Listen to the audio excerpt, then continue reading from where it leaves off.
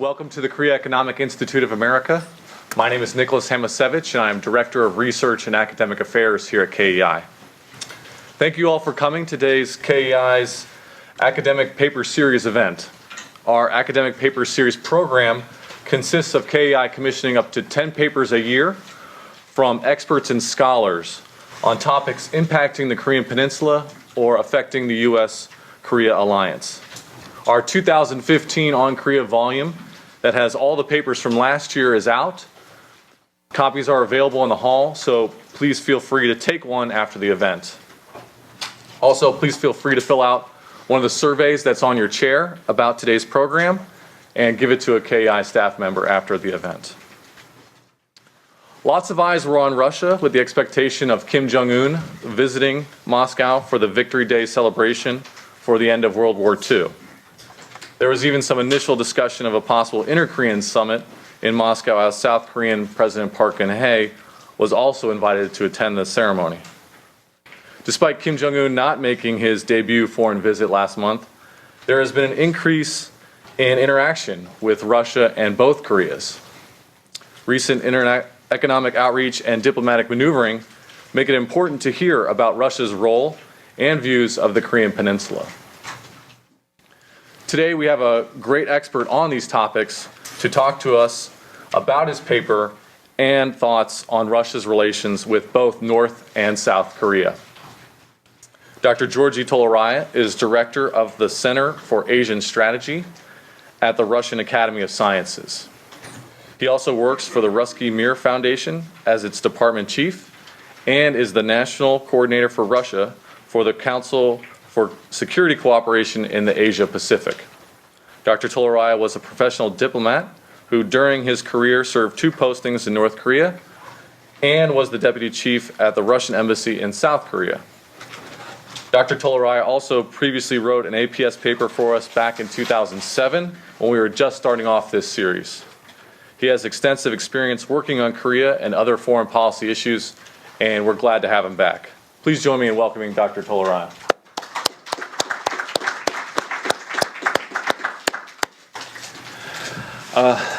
Thank you, Nicholas. Thanks, everybody, for coming here on this rather hot morning. I'm glad to share with you some thoughts on the general situation in Korean Peninsula as we see it from Russia, as well as from Russia's about Russia's role.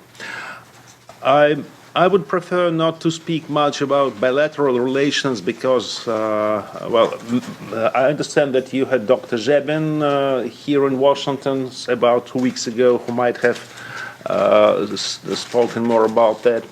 But I would rather concentrate on our assessment, what's going on in Korean Peninsula and what steps should be taken to improve the situation. And my first point is that the situation in Korean Peninsula has now become almost intractable. There's no hope for North Korean denuclearization. There's little hope for improvement in North-South relations, as well as North Korea-US relations. There's a growing discord between China and North Korea, which adds new dimension to the tension there. So it looks like the policies of all the countries in Korean issue has mostly come into impasse. The 6-party talks are no longer taking place, and it's doubtful that they can be resumed soon. What should we do? And what the situation right now, how can it be improved? And my second point is that Russia is taking more and more interest in Korean situation for 2 reasons. One, its policy of turn to the east, which has been quite pronounced for about last 5 or 6 years, with increasing cooperation with China and other Asian countries, greater participation in Northeast Asia and Asian integration processes and meetings, and also this policy became a sort of a this policy got a boost because of crisis in the relation between Russia and the West. Well, now that our ties with the US and Europe are almost severed, and there's a dramatic drop in economic relations and very little political discussions, the natural thing is to turn to the East to use more of the opportunities that Asian countries present to Russia. These relations have so far been concentrated mostly on China, on improving relations with China and broaden all kinds of cooperation with China, starting from summit diplomacy and political consultations to arms exports and energy cooperation. But there is a stronger voice in Russia that Russia's Asian policy shouldn't be limited to China, that we need to diversify it and to pay more attention to the situation in the nearby areas, especially Northeast Asia. So Northeast Asia is considered to be the gate to greater integration into Asia and the Pacific. And I strongly believe that Korean Peninsula can be called the key to this gate. Due to the crisis in relation with the West and also North Korean policies, our relations have improved lately. But the extent of this improvement shouldn't be overestimated. Russia would never take the place of China as North Korean sponsor, and it has neither ability nor desire to do so. But obviously, we are very much interested in promotion of this cooperation, and I will speak about it a little bit later. So let us first state some obvious goals of Russian policy in North Korea. In 1990s, there was a general understanding that a possible unification of Korea would result in appearance of a neighborly country, of a friendly country at the Russian eastern borders, which would be not hostile. We have no problems, no historic legacy of any animosities, and that would be an important economic partner, and that would increase security in the neighboring Northeast Asia. However, as the confrontation between the great powers grew, and now it has reached the state of a geopolitical rivalry, Korean Peninsula is seen differently. Now, we are still thinking that unification of Korea would be beneficial to Russia. But the mode of this unification is more important than ever. That should be a voluntarily peaceful unification which would take into account the interests of both countries and both countries' people and elite. And such a development seems not to be possible now, since Korea has become a sort of a hotbed for confrontation between China and US, as well Russia. So there's no hope that such a unification can take place peacefully. South Korea-led unification and not anything else is seen as realistic at this moment would lead to the revision of the results of the Second World War, on which the regional and global security system is based, and could even be detrimental to both China's and Russia's security, given the fact that South Korea is the ally of the United States and US troops are stationed there. This might be unacceptable to China and might be of concern to Russia. Moreover, there's very little hope that such a unification can happen peacefully.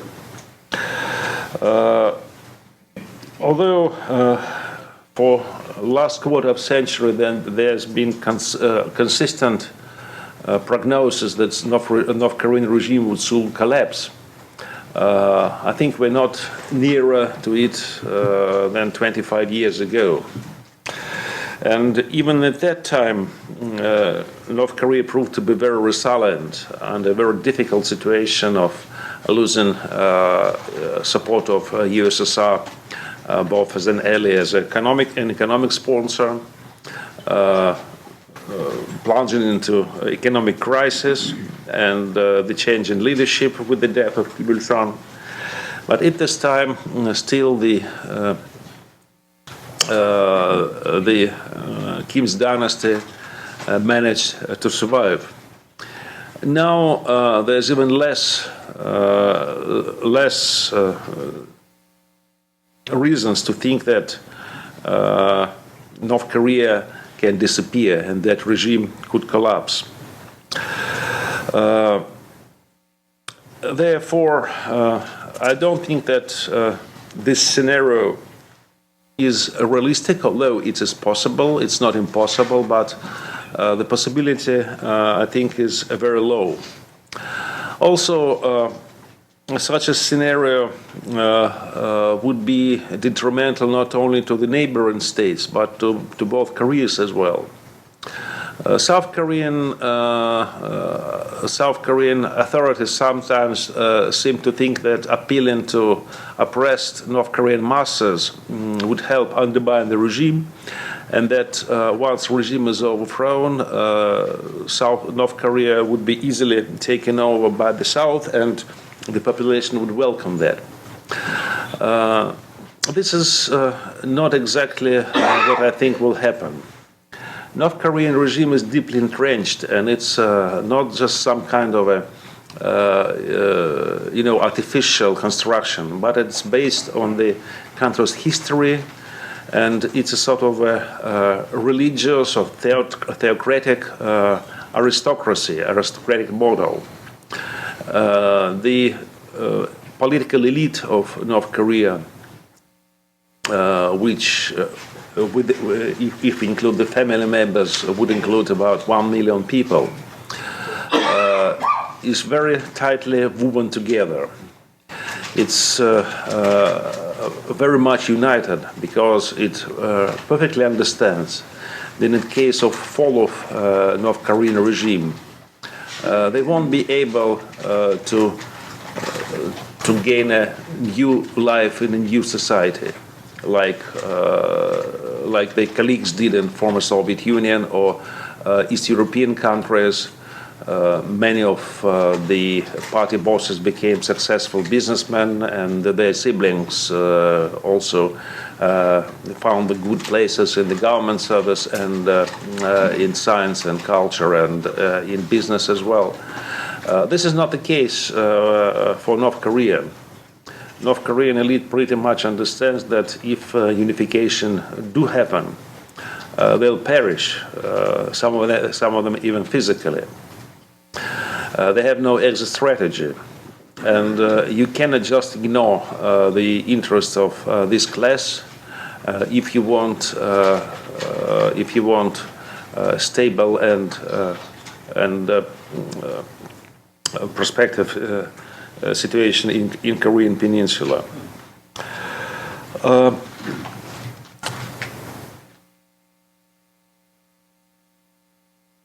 What is the alternative?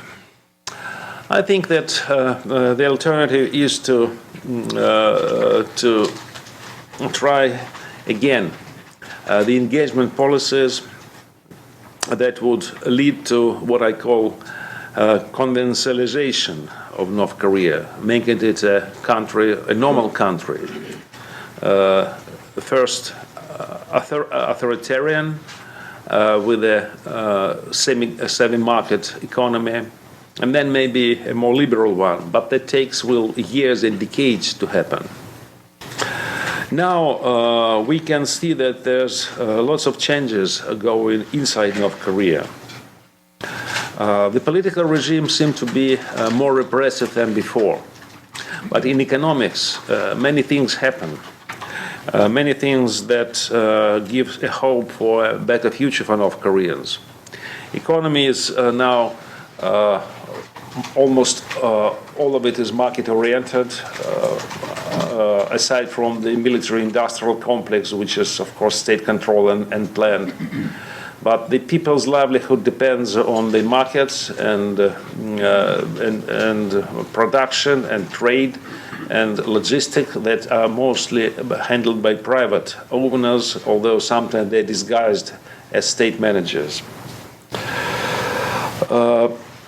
Therefore, I think it's a good opportunity for South Korea to use this changing economic environment in North Korea to increase cooperation and to come step by step by reconciliation between the two Koreas. And I do believe that South Korea at this point can take a driver's seat, given the intractability of nuclear issue, which is the chief block to U.S.-North Korea improvement. I think that South Korea shouldn't be too much concentrated on the nuclear potential of South Korea. Anyway, it's not directed against South Korea. And South Korea is not in a position to solve this issue. So why bother? Why not leave the nuclear issue to multilateral negotiations and concentrate on bilateral relations as well instead? Is it possible? I don't know. But what I know that North Koreans are secretly dreaming about such an opportunity. And they still proclaim that unification is their goal. And they understand it differently, of course, than South Korea's. But I do believe that nobody in Pyongyang is now seriously thinking about communizing the whole of Peninsula. They want some kind of reconciliation, and it was mentioned again yesterday by the North Korean ambassador to UK, confederation style unification that would enable both parts of the country to develop in their own way by closely cooperating in economics and other issues. Now, coming back to Russians' priorities, I think that such a development would be very much welcomed by Russia, because I think that such a development would be really beneficial for peace and security in the neighboring area. And North Korea is just across the river from us, not across the ocean like from here. So any kind of calamity there is a cause for concern. Russia will be able to improve its economic positions in Northeast Asia and implement some lucrative economic projects. And also such a development would be a welcome alternative to too much of a China bias in Russian foreign policy. And Russia would be able to concentrate not only on Chinese relations but also on the new reality of two Koreas cooperating and Russia taking part of that.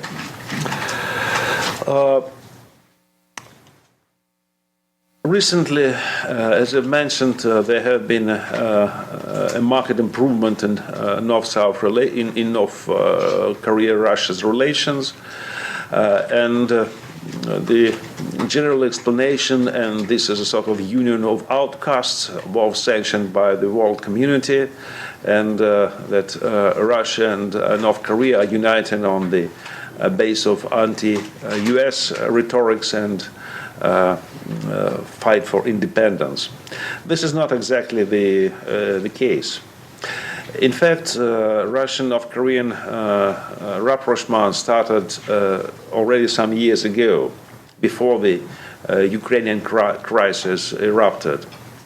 And actually, the latest cycle of improvement of relations started approximately in 2010-2011, and it culminated in former President Medvedev-Kim Jong-il meeting, where many important projects were agreed upon and the implementation started. Death of Kim Jong-il, of course, put a brake on this development, but after the initial shock and the transfer of power in North Korea, these negotiations will continue. That's the results, which were quite vivid in 2014-2015. Were not just attained overnight. There's a long history of efforts of two countries to improve their exchanges, both on the low level and political level, and to start many economic projects. The question will inevitably come why Kim Jong-un didn't come. Is it an offense of Russia or what? There are several explanations to that. One is that he harbored the idea of coming, but the situation as his political advisor would see it was not so much very beneficial. He'll be one of the crowd of the foreign leaders, not too much attention being paid at him. And, well, frankly, when I looked into the footage of the Red Square celebration with a bunch of leaders walking together and chatting to each other, I could hardly imagine Kim Jong-un in this crowd. And, running after Xi Jinping and Putin. So I think that he understood it. Also, our mistake was that we made public his intention to come, and North Koreans hate it, really. They don't want their security always against it, and also they want to keep the intrigue till the last moment.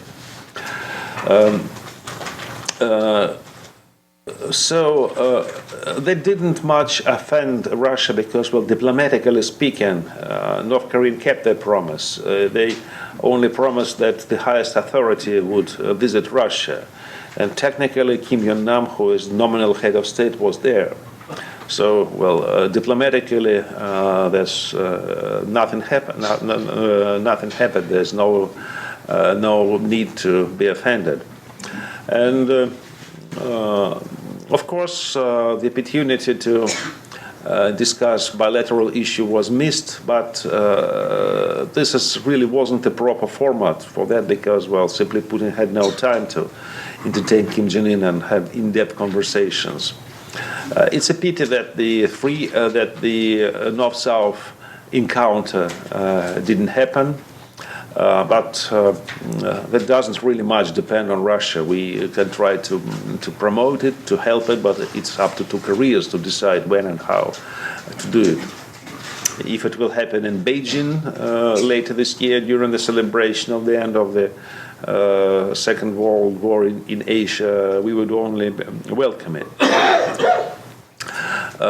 So that does not really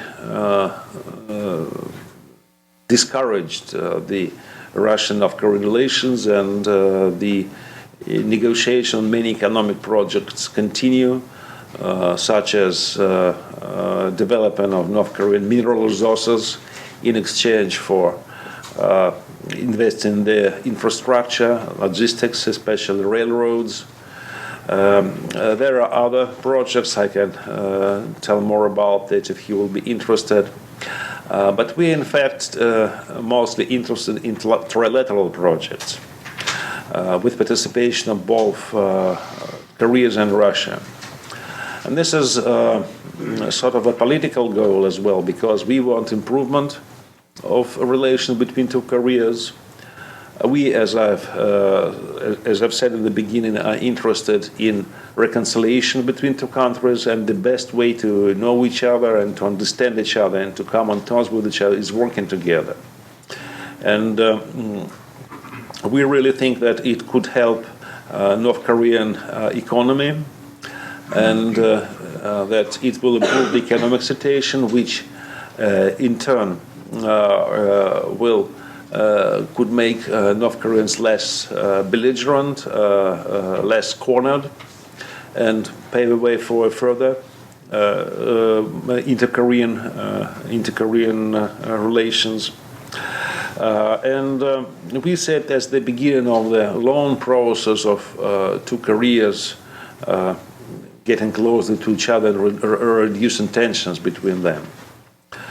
I would stress again that we're now still not at the point of no return.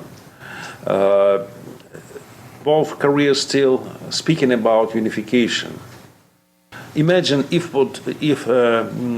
Kim Jong-un would say, "Okay, there's no hope for unification. We're going to develop our country the way we want it. We are not going to try to unify North Korea. North Korea is our Kim Il-sung style socialism, and Kim Il-sung nation is quite a separate entity." What would South Korea do then? But we are not at that point. There is a possibility still for the peoples of two halves of Korea to interact with each other. One of the examples is the railroad projects, which I'm a big fan of. And Russia has invested unilaterally into the so-called pilot project, the railway connection from Hallam to Rajin, which is only 50 kilometers long. But anyway, this is the single biggest foreign investment in North Korea, equivalent of about $300 million. And this project operates quite satisfactorily.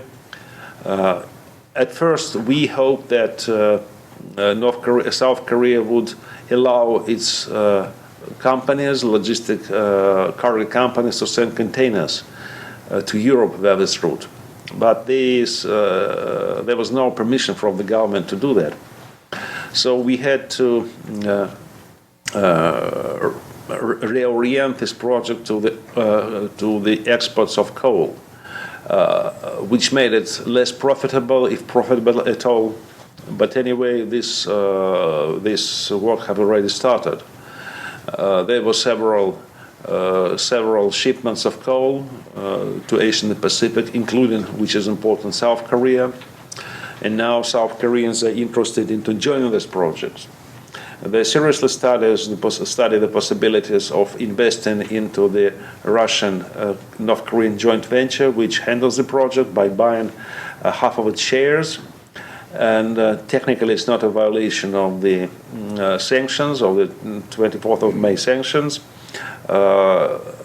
And I think it's a very welcome sign, because in this way, this project could continue and eventually bring the connection of the railroads of two Koreas and starting of real transit of cargoes from South Korea directly to Europe via this railroad link. Other projects include gas pipeline, which is now in limbo, simply because there's no decision on the part of South Korean government to go on with that. North Koreans do support it, and they said is many times explicitly. There's also a project of electrical grid connection, which could also unite the electrical grid systems not only of two Koreas but also and Russia, but also Northeast China. And that would be very beneficial for the consumers, because the supply of cheap Russian energy in off-peak hours could really improve the situation in the market. There are many other projects, for example, joint modernization of the objects, industrial projects in North Korea, which was once implemented with Soviet help, with the use of newer technologies and South Korean capital. The problem is only how to get there, and unless we keep on sticking to the nuclear issue, to the issue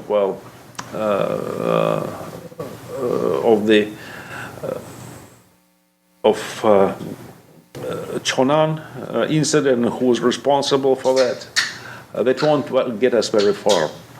And as I've said in the beginning, I believe that South Korea can be in the driver's seat, and it can develop a new model of interaction between the two Koreas.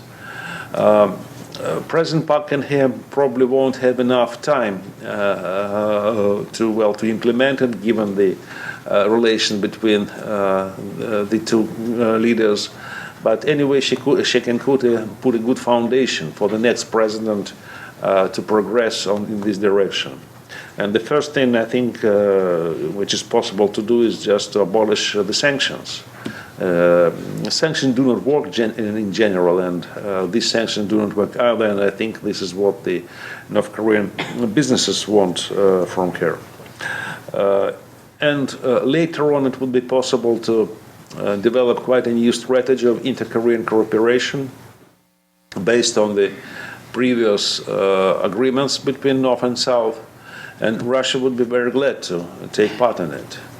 Because, as I've said at the beginning, our goal in Korea is peace, stability, and development. Thank you. All right, great. Thank you, Dr. Toloraya. So let's open up to you for questions and have a little conversation about these issues. So if anyone has a question, we have some microphones. So please wait for the microphone, and please state your name and your organization and ask a question. Questions, please. Yes, right here in the front. Hi, thank you for your interesting talk. My name is Jackie Kim. I'm a research intern for the Committee for Human Rights in North Korea. So I have two questions. The first one is that the U.S. right now is trying to pressure North Korea into engagement talks, but however, North Korea has rejected all of them. And the Prime Minister of Russia just recently said that Russia is not up to pressure North Korea. Rather, it would have diplomatic relations with North Korea and have peaceful talks. And that really goes along with what you're arguing in this paper. However, what other than infrastructure projects and industrial projects can foreign countries do to kind of engage the political regime of North Korea? And my second question is that why do you think it's necessary for foreign countries to, take part in the South Korean, North Korean unification process? All right. Well, North Koreans actually told us lately that they do not expect anything from the current U.S. administration, that they do not hope that there could be any improvement given the sharp differences between the countries, so they just don't feel the need to talk. And this is regrettable. They cannot satisfy U.S. Do the U.S. what U.S. wants, like denuclearization. They said explicitly this issue, as well as missile program, are no longer at the table at all, and they can expect no concern from the U.S. simply because there's no strategy in the U.S. which could satisfy North Koreans. The only goal of U.S. strategy seems to sanction and pressure them and isolate them and weaken the regime for it to change its behavior. That's not what North Koreans want to talk about. Well, Russia well understands that we are part of the sanctions, international sanctions regime, but we find it more and more non-effective. And we feel that it would be more beneficial, and we could get much more by engaging North Korea rather than pressuring it, rather than sanctioning it, and rather than prohibiting cooperation with it. And as to human rights, because you're a member of the committee, of course, human rights situation is awful in North Korea. But by isolating sanction, you won't get, you won't improve this situation at all. On the contrary, when North Koreans are feeling isolated and they feel they have nothing to lose, they don't care much about the issues of human rights of their own population. Second question is about, well, why third countries should take part in inter-Korean unification. They shouldn't. But of course, it's the matter for two Koreas to decide. But the geopolitical realities like that the countries like China, US, Japan, Russia can be indifferent to Korean unification. And a unification by absorption of North Korea would be a great strategic significance for all the countries there, so they cannot be indifferent to it. And Russia is very consistent in its approach that it wants reconciliation between the two Koreas, and that's why it is trying to help. Of course, it's up to North Korean of both Koreas to decide. But Russia tried to be conducive to create a situation where this decision can be taken and when the contacts and cooperation between two countries could progress. Okay, other questions? Yeah, let's go here, and then we'll go right there. We'll come there. Thank you very much for your remarks. My name is Harry Hallam. I'm at the Hudson Institute, and I have a question following up on the statements that you made about the North Korean regime and its nature. You said that it's typically been mischaracterized that we can simply absorb the North Korean regime back into united Korea. Like, say, after the fall of the Soviet Union, the West could ease the transition from communism to a market economy in Russia by reabsorbing the leading oligarchy at the time. First, if that is the case, then why would first, why do you think that the North Korean regime is so different than, say, the old Soviet regime? And second, if the regimes are so entirely different, why would the North Korean regime want to pursue liberalization economically or politically any more than it already has? Because, at least in my mind, it seems that that would be the sticking point to any sort of progress in North Korea. They would not want to release their control on power, because if they do, as you said multiple times, then they'll just be swept by the wayside and be charged with a variety of human rights violations by the South after reunification. Thank you. Between North Korea and other former communist countries is that other communist countries didn't have the factor of the South Korea. The only one that was Germany, and the German example taught North Koreans that they shouldn't surrender.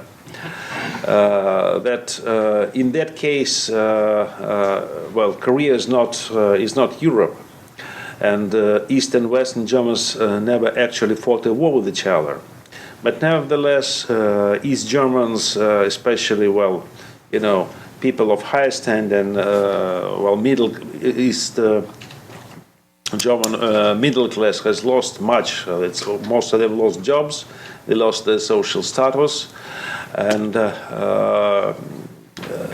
they just didn't have the possibility to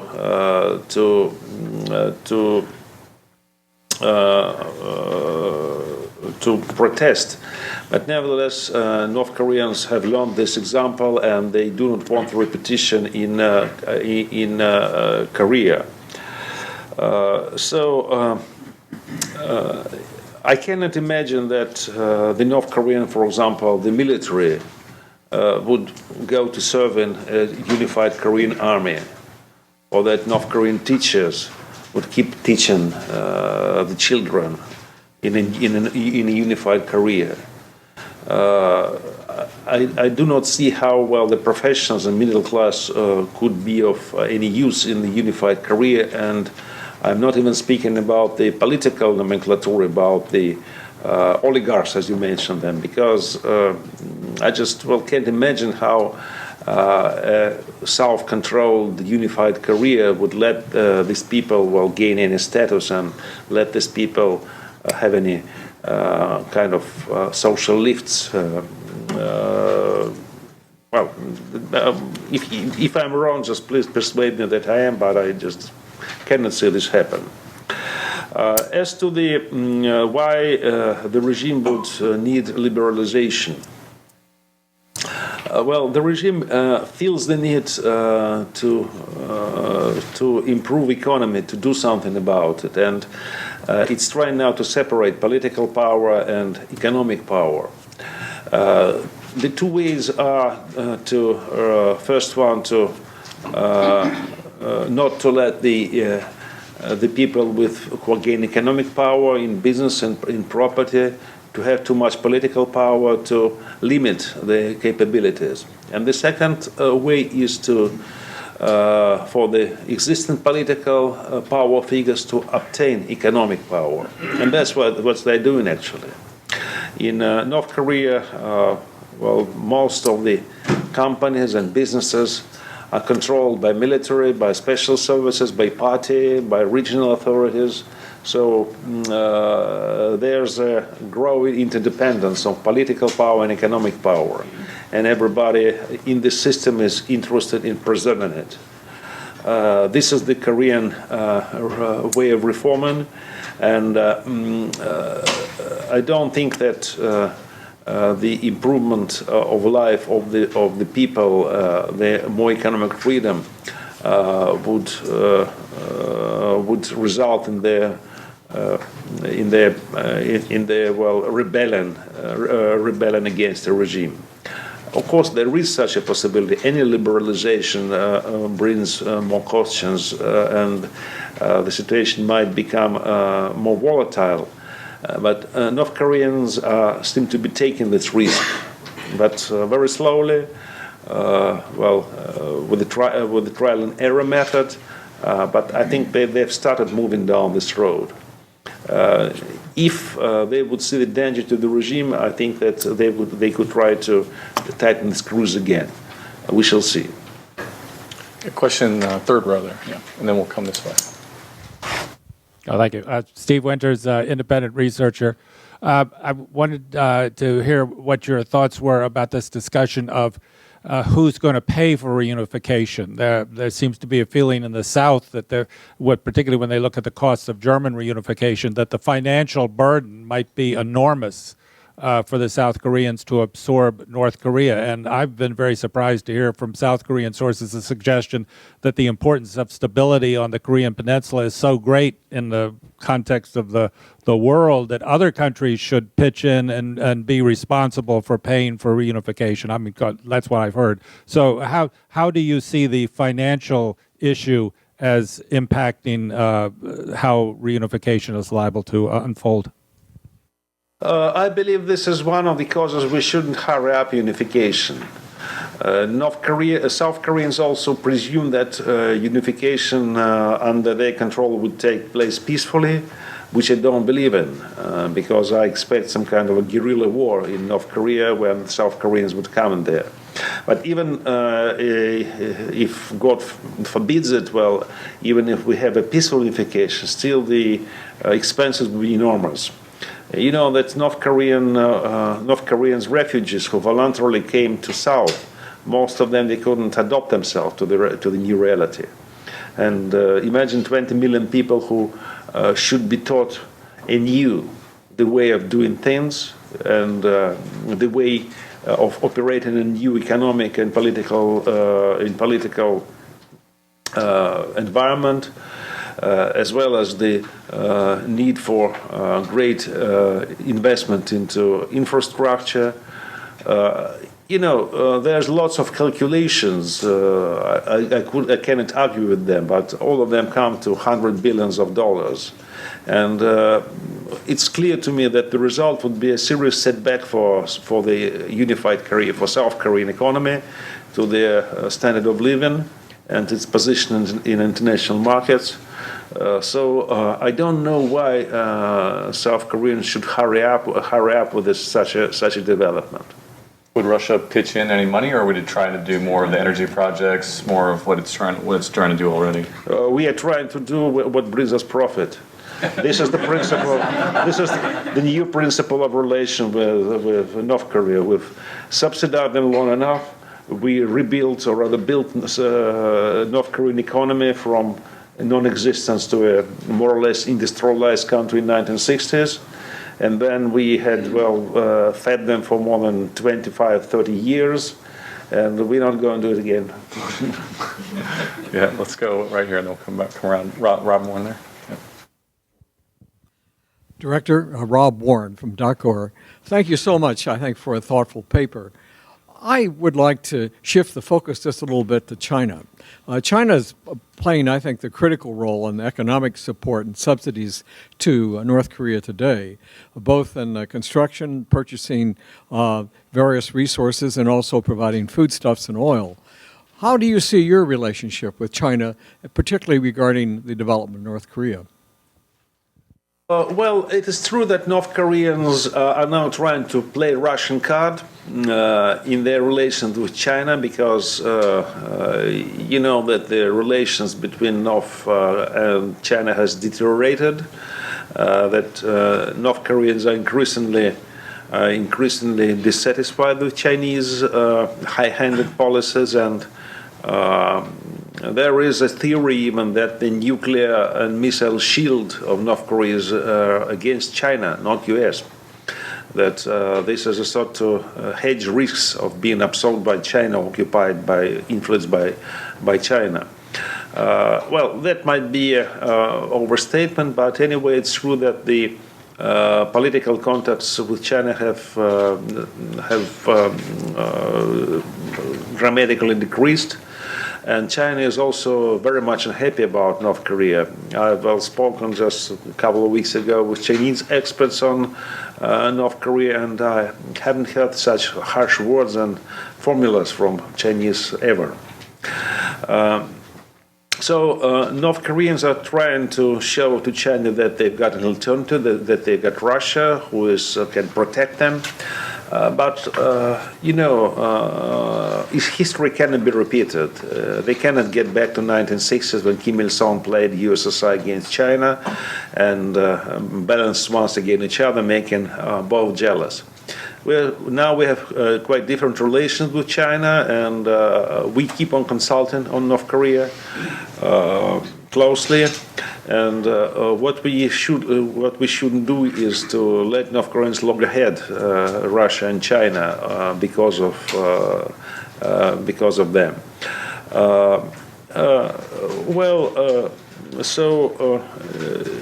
Of course, there are some people who think that it is beneficial for Russia to gain more influence over North Korea at Chinese expense, but I don't think this is realistic. Okay, other questions? Yeah. Right here. Right here. Hi, I'm Angie from HRNK. So this is also about China. You stated that South Korea shouldn't concentrate too much on the nuclear potential of North Korea, partly because it's not directed towards South Korea anyway. So I'm wondering, what is your opinion of China's outspoken opposition to the deployment of a THAAD missile defense system in South Korea, because it would be integrated with U.S. systems, even though South Korea maintains the position that the main purpose would be to defend from advances from North Korea and doesn't have anything to do with China? Well, I think you have more or less answered your question, because, China do believes, and Russia thinks also that the THAAD system, the missile defense system in Korea and East Asia, is against China. It is to protect U.S. and local, military and political centers against a possible China missile retaliatory attack. And thus it undermines the existing strategic balance in Asia, and can lead to a new arms race, which nobody wants. Korea in this issue is just a soil where this missile system would be placed, but it doesn't play any political role, because they really this system cannot really help against, for example, artillery of North Korea, which can easily destroy Seoul in half an hour, and it well can hardly help against the small-range North Korean missiles, which can reach much of South Korea anyway. So I think that Chinese position is quite clear-cut, and it's not direct against South Korea per se, but against this possible situation when the U.S. will have a missile defense near its border. Questions? A question all the way in the back. Let's try that one. Thank you. Yan-Ho Kim, Voice of America. You said that Russia is looking for profit in North Korea, and I think that's part of the reason why Russia is looking to South Korea for its projects in North Korea. But as you know, South Korea has not made that big commitment to the projects, including Russia's call for purchasing the stakes in the joint venture between Russia and North Korea. So if that situation continues, how far do you think Russia can go with its projects in North Korea? Do you think the projects are viable without financing support from the South? We're not talking about financial support because, well, one example is that this pilot railroad project was fully invested by Russia on its own. But in this case, you need 2 for a tank or 3 for a tank in this case, and unless South Korea wants this project to develop, how they can be carried on. So it's up to South Korea to decide, of course. But Russia's looking for profitability, for economic development, for inroads into Asian markets, as well as increased stability in Korean Peninsula. That's why it's pursuing this project. But sure, it cannot implement them without South Korean participation. And there are some moves on the part of South Korean government in favor of such a cooperation. Well, I hope that this would continue. Otherwise, that could also be detrimental to bilateral relations between Russia and South Korea. Okay, yeah, well, front right here. Marshall, Global Peace Foundation. My organization co-hosted with CSIS your colleague, Dr. Jibin, a few weeks ago. The question is about the North Korean nuclear program. It's in the interests of China and Russia, as well as the US, that the Korean Peninsula is nuclear free. I'm wondering if you think that the issue of the Korean nuclear program is off the table, not only in regard to the US, where North Korea is concerned, but also absolutely. And if not, are there circumstances or types of guarantees that might persuade North Korea to reconsider its nuclear program? Related to that, in that context, putting aside the current political stance of the US administration, hypothetically, do you see any type of discussion between Russia, China, and the United States, or what type of discussion might help to facilitate progress towards peaceful unification?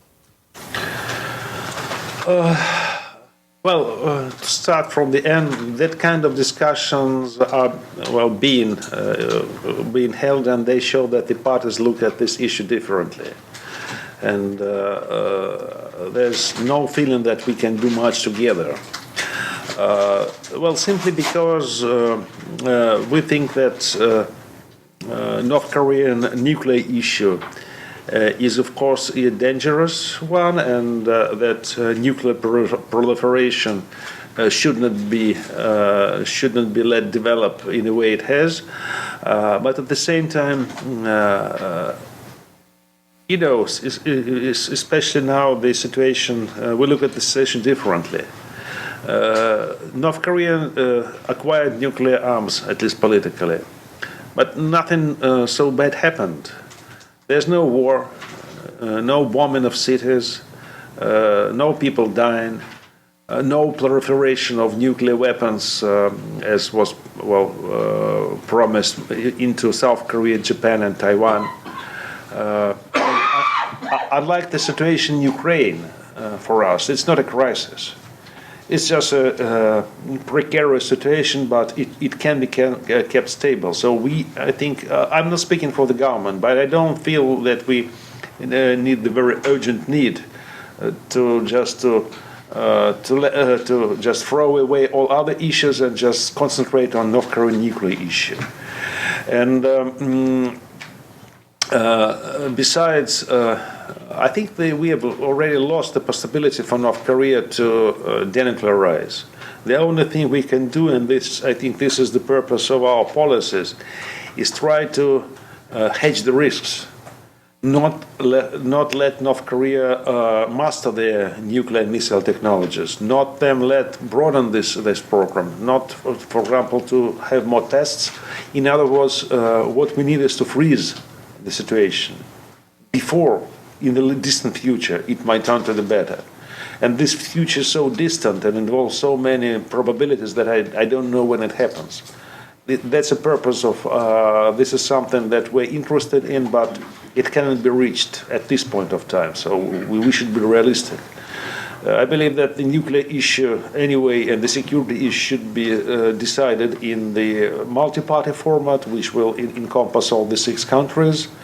But I don't think that the previous format, the agenda of the previous formats can be just renewed without quite a new approach to security in Korean Peninsula. Okay, the second row here, and then we'll go right here. When North Koreans escape to Russia, as they must occasionally do so, what's the Russian policy? Are they sent back to North Korea, or are they allowed to move on to third countries? And secondarily, if I may, if the Kim regime gets into serious trouble and they put out a call for help to Russia, would Russia respond in any way to assist in the propping up the regime? Well, the issue of refugees, I think it dates back to 1990s. At the time, there were several attempts to have that kind of, channel for North Korean refugees to go via Russia to third countries, but it's technically not so easy, and these attempts were not successful. So the issue was largely closed. We do not have much of North Korean refugees. We do have some occasional escapees or defectors who defect from their places where they work in Russia and asking for political asylum, and usually related to the United Nations High Commission, and that's not a big problem for Russia, luckily.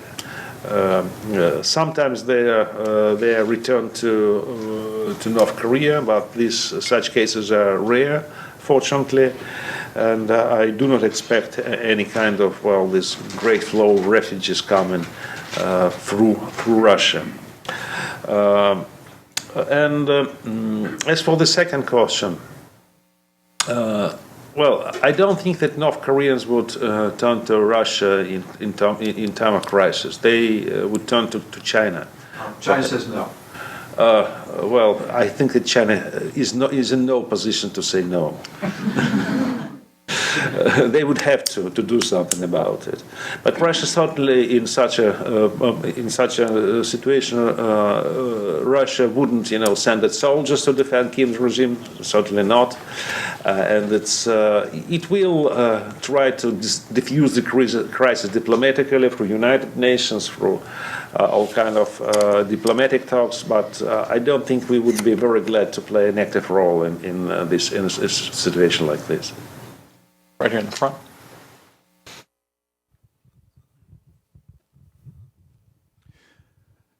Good afternoon. James Kendall from Saskatoon Peace Foundation, USA. Good to see you again.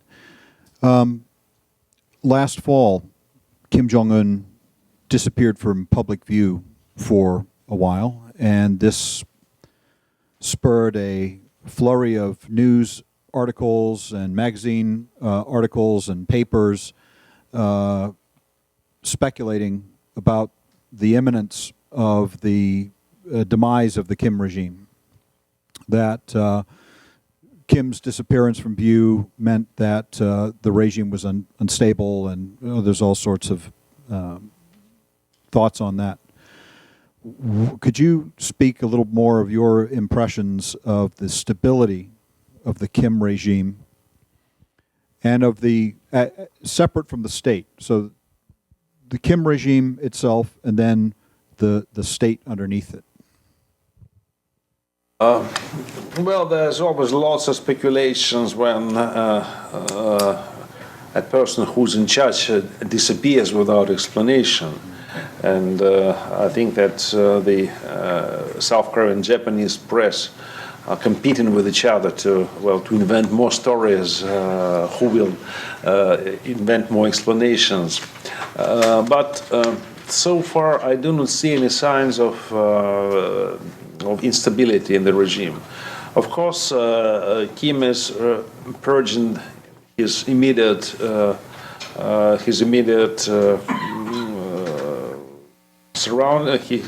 environment, how do you call it, the people who are around him, which really creates a bit of a nervous situation in his entourage. I think there's a sort of fear among these people around him of his character, of his implosive, character and spontaneous decisions. And that in the long run, that could be dangerous for the regime. But, Stalin did the same in 1930s, and they didn't make Soviet regime any weaker. Stalin purged maybe half of its military commanders, and almost all of the Lenin's associates dating back to revolutions, all Bolsheviks were purged. And he put in quite very new people which were not maybe so competent. But anyway, then Stalin won the war against Hitler, so they didn't make the regime considerably weaker. And I think that in North Korean case, we also should not pay too much attention on what's happening around Kim Jong-un. This is interesting, but this is not the cause for concern that regime might get much weaker, or that there could be some coup d'etat or some kind of weakening of the political vertical of power. And besides, I've mentioned in my paper, North Korea is a sort of a monarchy which is based on aristocracy. And in kingdom like this, there always should be king, even if Kim Jong-un suddenly dies because of stroke, or I don't know why. The first thing the aristocracy should do is have a new king. Well, who ideally should be blood related to Kim Il-sung, and there are people like this, but who will be has some legitimacy to be at the helm. So even the sudden disappearance of Kim Jong-un doesn't mean the end of the regime. It was, of course, that it would be a shock, but I do think that the elite can easily and swiftly mobilize itself to find a new leader to keep the things as they are. So in your paper, you talked about the purge of Defense Minister Hyun Yong-chol, and there was some speculation that, well, since he didn't do a good job in Russia getting what North Korea wanted or getting the right access for Kim Jong-un, that was part of the reason for his purge, and you seem to not take that view. You seem to think it was just other things that were going on in North Korea, and not necessarily what he did in Russia or how he did in Russia. Well, nobody really knows, but I doubt very much that his possible purge was related to Russia. I in fact met Kim Jong-il in Moscow, and I know what was his meetings there. That was just not a protocol meeting. You cannot present that. Kim said Kim Jong-il to get him some arms, and when he didn't, he was shot by the anti-aircraft gun. No, that's simply impossible, and because North Koreans are very much aware about the possibilities we have, the sanctions which we observe, and the laws that we have. They wouldn't ask such a stupid thing, and it cannot be the cause for the purge. In fact, the meetings and discussions had in Moscow were most of protocol nature, not very much substantive ones. Was he shot? Was he killed? Especially in the way that we've seen on the YouTube, I don't know, and none of the sources I have in Pyongyang can confirm it. Actually, he looks like that he has been purged, but that he caused displeasure of the leader. That happens all the time now. And unfortunately, nobody is guaranteed in North Korea in their highest authorities from causing this displeasure of the leader, who is very impulsive. I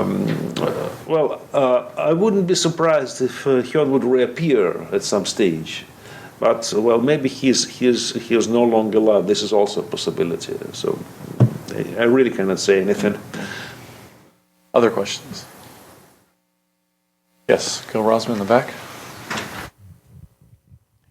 Gil Rosman, it appears that when Russian officials meet with others in the six-party talk discussions, they say denuclearization is their object. They're focused on denuclearization. You don't say that. Moreover, there are stories that the fact that that was going to be an issue in Moscow was a factor in Kim Jong-un not going to Moscow. He didn't want to have to be pressured about denuclearization. Do you disagree with that interpretation? Well, as I've explained, and I'm not official, luckily, any longer. So, and of course, denuclearization as a principle is our ideal. We would like to have the nuclear non-proliferation regime intact, the existing NPT system effective, and no nuclear arms on Korean Peninsula. But this is one of the aims why we take part in the six-party talks, and our officials state that this is our goal. But at the same time, I cannot remember for the last couple of years, maybe several years, that this nuclear issue was mentioned as a chief goal of Russian policy in North Korea on the high level, on the political level. And I don't think that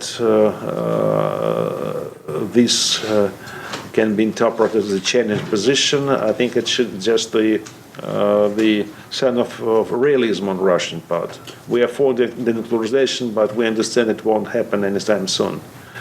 But of course, if Kim would have come to Moscow, he would hear some words about the need for denuclearize, about the need to keep the commitments which were taken by North Korea in the 19th of September 2005 joint statement. This is the regular thing that Russian officials tell North Koreans. And we usually agree to disagree.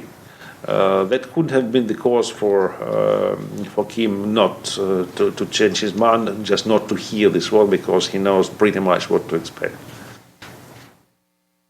When you're talking about conventionalizing North Korea, is it more the attitude and actions from the rest of the countries, or are you looking for more integration in the North Korean economy with the other countries, more market access into North Korea, better relations that way with North Korea as well, or is it more the attitudes from these other countries?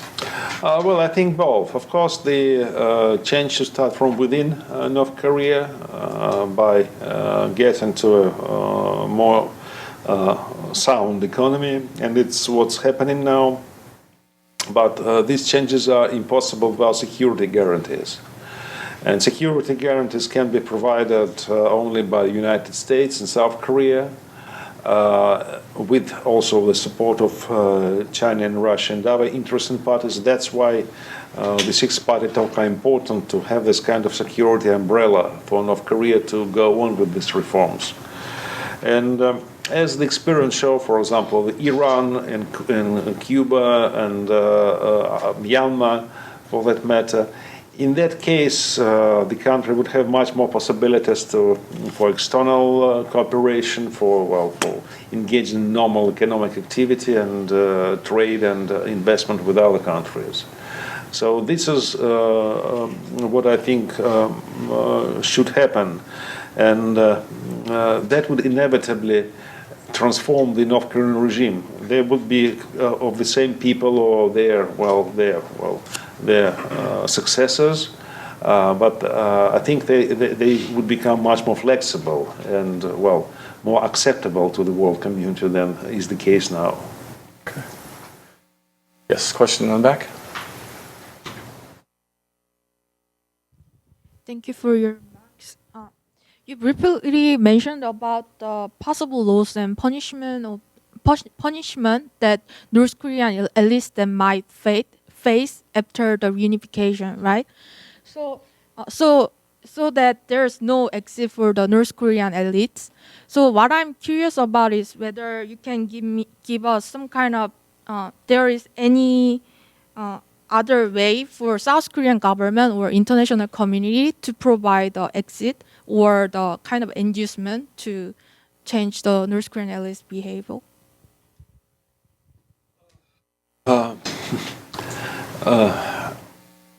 You can try to buy their agreement to surrender, but I think the price might be too high. The only people who might do it may be Chinese, but Chinese don't want to do it.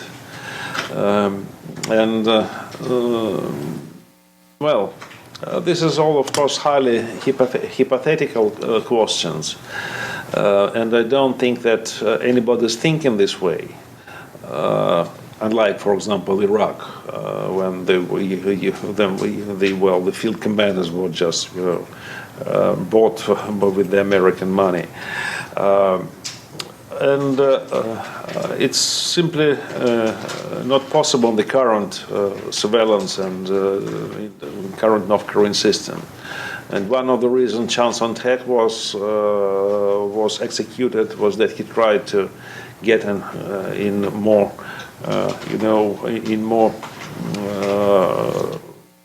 understanding with Chinese that he would be a better ruler for North Korea than when the Kim family. I think that his example is scared off any other North Korean elite from trying to explore such an opportunity. It is theoretically possible, but I don't see any signs of it that it might happen. Well, if there are no other questions, we've had a great conversation, and please join me in thanking Dr. Georgy Toloraya.